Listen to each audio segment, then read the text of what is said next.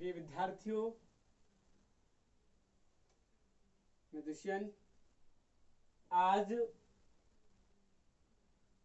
विषय हिंदी कक्षा 12 में सामान्य हिंदी और हिंदी दोनों में ही पद खंड पाठ 1, किसी में पाठ 1 है और किसी बुक्स में ये पाठ 3 नंबर पाठ 3 भी दिया हुआ है।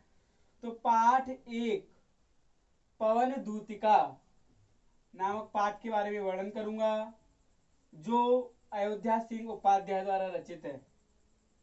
इन्होंने इस पाठ में बहुत ही मार्मिक वर्णन किया है और मानवीकरण अलंकार को लेते बहुत ही सुंदर इस पाठ का वर्णन किया है।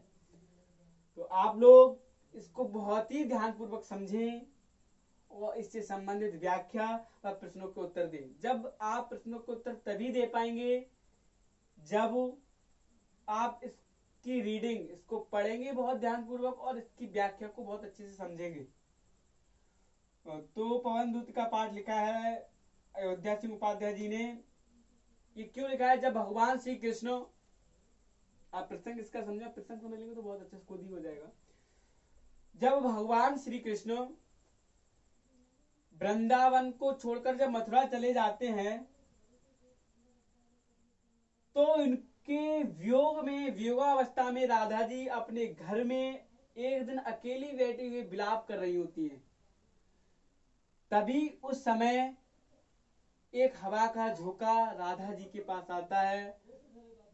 तो राधा जी उस हवा के माध्यम से अपना संदेश भगवान श्री कृष्ण के लिए भेजती हैं और कहती कि प्यारी पवन, तुम मेरा संदेश भगवान श्री कृष्ण से कह देना। तो इस पूरे पाठ में राधा जी ने पवन को, हवा को अपना मैसेंजर, अपना दूत बनाया है।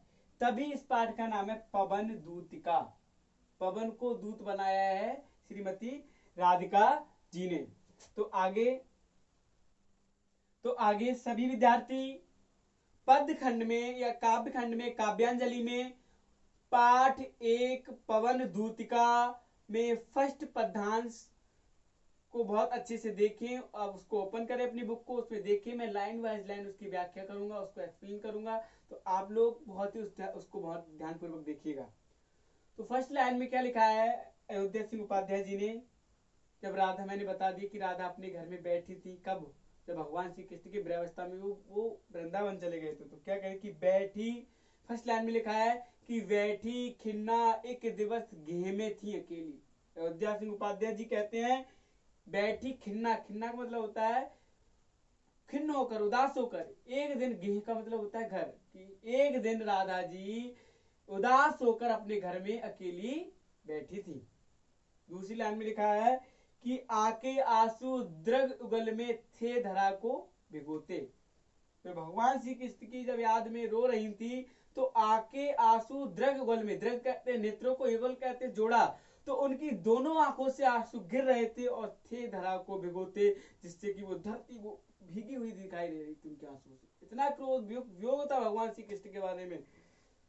तभी क्या हुआ, जब राधा रो रही थी तो उसी वक्त क्या हुआ, आगे कवि ने लिखा है कि आई धीरे इस सदन में पुष्प सगंधों को ले। उसी समय इस सदन, सदन का मतलब महल में, उस महल में, उस मकान में एक प्यारी सी अच्छी पुष्पों वाली सुगंधित वायु उस सदन में आ गई। प्रातः बाली सुपवन उसी काल बतायनु से, बतायनु कहते हैं खिड़कियों से, जो सुबह को चलने वाली अच्छी पवन होती है वो खिड़कियों से राधा के पास तक आ गई। आगे कभी कहते हैं जब वो हवा आई तो उस हवा को देखकर राधा जी क्या कहती है उससे? आगे सेकंड पद्यांश में पहली लाइन है, लगभग 5वीं लाइन है कि संतापों को विपुल बढ़ता देख दिखता दुखता हो। संतापों का मतलब अपने दुखों को, विपुल का मतलब अत्यधिक, अपने दुखों को अत्यधिक बढ़ता देखकर श्री राधा जी थी धीरे बोली साधुक श्रीमती राधिका यो। उससे राधा जी धीरे धीरे ये बोली पवन से कि हे प्यारी प्रातः पवन, तू इतना मुझे क्यों सताती हो? ये प्यारी प्रातः पवन, सुबह को चलने वाली हवा, तुम मुझे इतना क्यों सता रही हो? क्योंकि संसार के लोग तो मुझे सताए रहे, तू मुझे इतना क्यों सता रही है?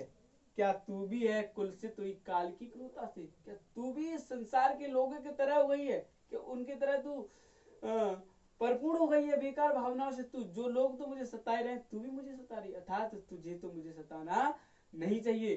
तीसरे पद्यांश की व्याख्या मैं नेक्स्ट वीडियो में दूंगा, क्योंकि वीडियो ज्यादा लंबी हो जाएगी। अभी के लिए इतना ही, धन्यवाद।